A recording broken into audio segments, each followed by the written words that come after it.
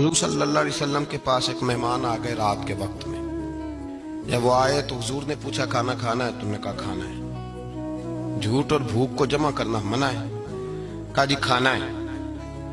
تو حضور صلی اللہ علیہ وسلم نے فرمایا ازواج مطہرات کے گھروں میں پتہ کرو کچھ ہے. حضرت ام سلمہ کے گھر میں پتہ کیا تو کہا یا رسول اللہ 4 دن سے روٹی نہیں پکی. حضرت زینب سے پوچھا تو کہا حضور کئی دن سے چولہا ہی نہیں جلایا. حضرت عائشہ صدیقہ، حضرت میمونہ، حضرت سودا، تمام گھروں سے بظاہر یہ دو جہاں کے شاہ ہیں پر بعض کچھ رکھتے نہیں. دو جہاں کی نعمتیں ہیں ان کے خالی ہاتھ میں. ہر چیز ہے پر فقر اختیاری ہے. کوئی شے نہ ملی.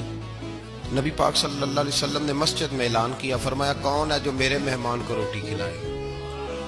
ان لفظوں کا حسن کوئی حسن والا ہی سمجھ سکتا ہے. فرمایا کون ہے جو میرے مہمان کو کھانا کھلائے؟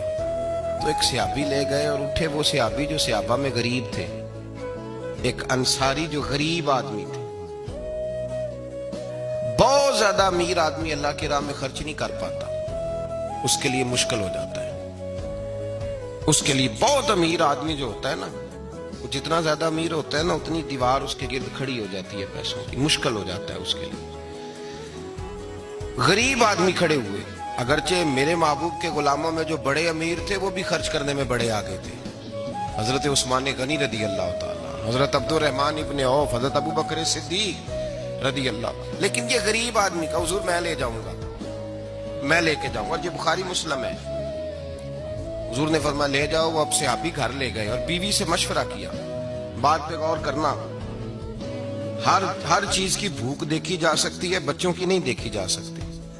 وہ انصاری حضور کے مہمان کو گھر لے گئے، جا کے بیوی سے مشورہ کیا. کہا بھلی مانس گھر میں کچھ ہے؟ تو اس نے کہا تھوڑا سا بچوں کے لیے کھانا رکھا ہے. بچوں کے لیے. بچے تو بزدل کر دیتے ہیں، بچے تو آدمی کو بزدل کر دیتے ہیں، بچے تو مار دیتے ہیں، کلیجہ پھٹ جاتا ہے بچہ بھوکا ہو، نیند ہی نہیں آتی.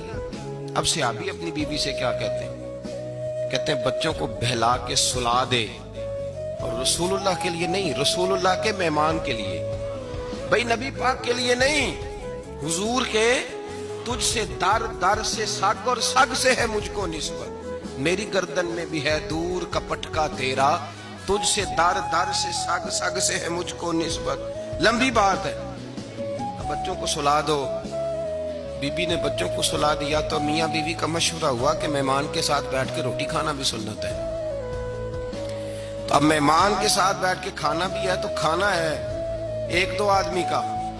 اب خاوند اپنی بیوی کو تیار کرتا ہے کہ میں بھی کھانے پہ بیٹھ جاؤں گا، تو بھی بیٹھ جانا. اور جب مہمان کھانے میں ہاتھ ڈال لے تو اٹھنا، کہنا او ہو دیا تو صحیح کیا ہی نہیں، ابھی بجھ جائے گا، اور جا کے دیا بجھا دینا. ہم ہاتھ ہلاتے رہیں گے، مہمان روٹی کھاتا رہے گا.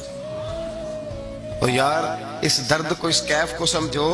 گھر میں بچے بھی بھوکے، بچوں کی ماں بھی بھوکی، بچوں کا باپ بھی بھوکا. دسترخوان پہ روٹی لگ گئی، روٹیاں چن ڈالی. بی بی اٹھی کہنے لگی او ہو چراغ تو صحیح کیا ہی نہیں، یہ تو بجھ جائے گا. حوصلے مند بی بی جس نے بچے بھوکے سلا دیے، تو بھوکے سوئے ہوئے بچوں کی بھوکی اماں اٹھی اور اپنے خامند کی تابے داری میں اٹھی. میں گڈی تے ہاتھ ڈور سجن دے، وہ جنج رکھے اونج رہنا ہے. اٹھی اور اس نے نا دیا ٹھیک کرنے کے بہانے بجھا دیا. مہمان روٹی کھاتا رہا اور رسول اللہ کے نوکر قربانی دیتے رہے.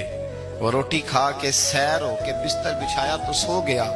یہ میاں بیوی ساری رات بچوں کی طرف دیکھتے رہے اور غور کرتے رہے اور راضی رہے کہ ہم نے حضور کا فریضہ نبھایا ہے. قربان جاؤں محبوب پہ، بے خبر ہو جو غلاموں سے وہ آقا کیا ہے. وہ صحابہ وہ اگر قربانیاں دیتے تھے تو جو اعزاز ملتا تھا وہ بھی بڑا شان والا ہے. صحابی کہتے ہیں میں فجر کی نماز پڑھنے مسجد آیا، پہلا قدم رکھا تو میرے کریم بولے. حضور نے فرمایا رات جو تو نے اور تیری بیوی نے عمل کیا ہے خدا کو بھی بڑا پسند آیا ہے، محمد مصطفیٰ کو بھی بڑا پسند آیا. اور پھر ایک لفظ اور ہے حدیث میں، ایک روایت میں کچھ جملے اور بھی ہیں. حضور نے فرمایا جب تو اور تیری بیوی رات مہمان کے ساتھ احسار کر رہے تھے نا، تو عرش کا مالک تمہیں مسکرا کے دیکھ رہا تھا. رب تمہیں دیکھ کے مسکرا رہا تھا. رب تمہیں دیکھ کے مسکرا. تر دامنی پہ شیخ ہماری نہ جائیے، ہم دامن نہ چھوڑ دیں تو فرشتے وضو کریں. فرمایا وہ مسکرا رہا تھا کہ میرے بندے میرے رسول کی رضا کے لیے کیا کر رہے ہیں.